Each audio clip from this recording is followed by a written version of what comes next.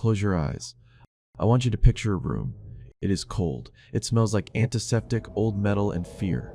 In the center of the room, there is a table, and on that table, strapped down so tight he can't even twitch a finger, is Dexter Morgan. He isn't a lumberjack hiding in Oregon. He isn't bleeding out in the snow in upstate New York. He is waiting to die. This is the ending that was stolen from us. And tonight, we are going to watch it happen. Let's be honest with each other. We were robbed. Twice. For 8 years, we watched Dexter Morgan. We listened to his internal monologue. We knew his secrets. We watched the smartest serial killer in history, a man who meticulously wrapped his life in plastic, drive his boat into a hurricane, and become a lumberjack. It didn't just feel lazy, it felt like an insult. Think about that final scene in season 8. Dexter sits at a table. He looks at the camera, and for the first time in the entire series, there is silence. No inner voice. No, tonight's the night. Just a blank stare. The writers didn't just kill the show, they lobotomized the character. They stripped away everything that made him complex and left us with a hollow shell. Then, years later, they promised to fix it. We got Dexter New Blood. And for a while, it felt like the apology we deserved. But then, the finale happened. He dies in the snow, shot by his own son because he made a sloppy, panic-induced mistake. The Dexter we knew, the man who outsmarted the FBI, the Skinner, and the Trinity Killer would never have let that happen. It felt rushed. It felt like the writers were just checking a box to say, okay, he is dead now. Are you happy? But we weren't happy. Because it wasn't earned. But what if I told you there was a third ending? An ending that was planned from the very beginning. An ending written by the man who actually created the Dexter we fell in love with. It is dark. It is poetic. And it is the only ending that makes sense. To understand why this lost ending is the masterpiece we deserved, we have to look at the man who wrote it, Clyde Phillips. If you are a die-hard fan, you know that name. He was the showrunner for the first 4 seasons, the Golden Age, the Ice Truck Killer, Dokes, the Trinity Killer. These weren't just villains, they were mirrors reflecting Dexter's broken soul. Phillips understood something that the later writers forgot. He understood that Dexter wasn't a superhero. He wasn't a dark defender. He was a monster. A lovable monster, sure. A charismatic monster, but still a monster. And in a true story, monsters don't get to retire. Phillips based the show on the structure of a Greek tragedy. In a Greek tragedy, the hero suffers from hubris, excessive pride. Dexter thought he was smarter than the system. He thought he could hack life. He thought his code made him immune to consequence. But Phillips knew the truth. The code wasn't a moral compass. The code was a lie.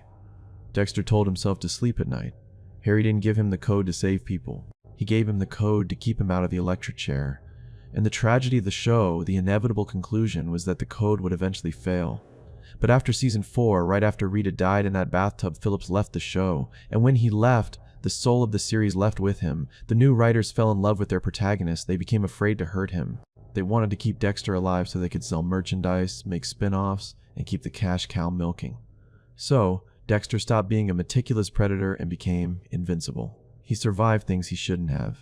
The tension vanished. They robbed us of the tragedy. But before he quit, Clyde Phillips did an interview.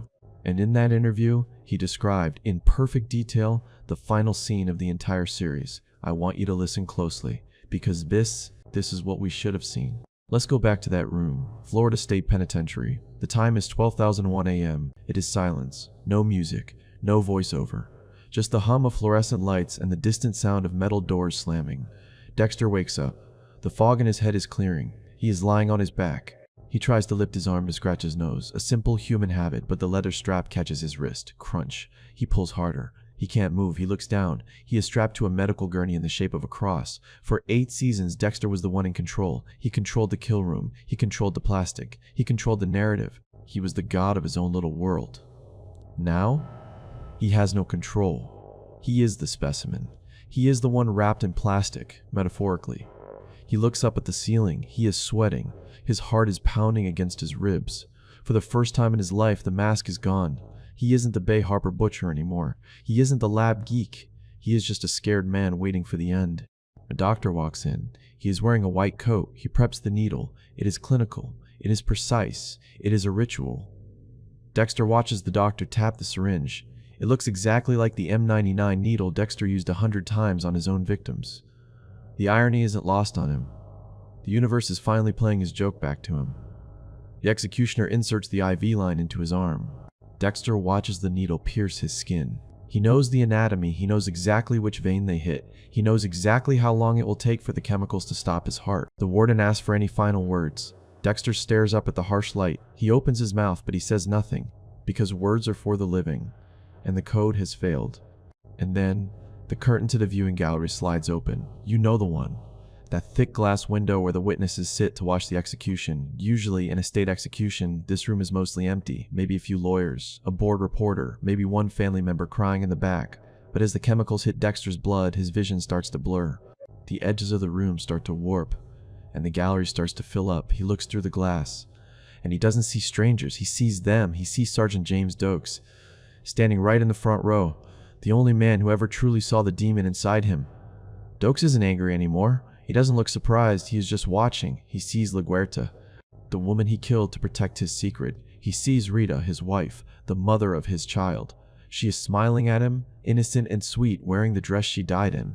He blinks and the crowd grows. He sees his brother Brian Moser, the ice truck killer. He sees the Trinity killer. He sees Miguel Prado. He sees the innocent photographer he killed by mistake.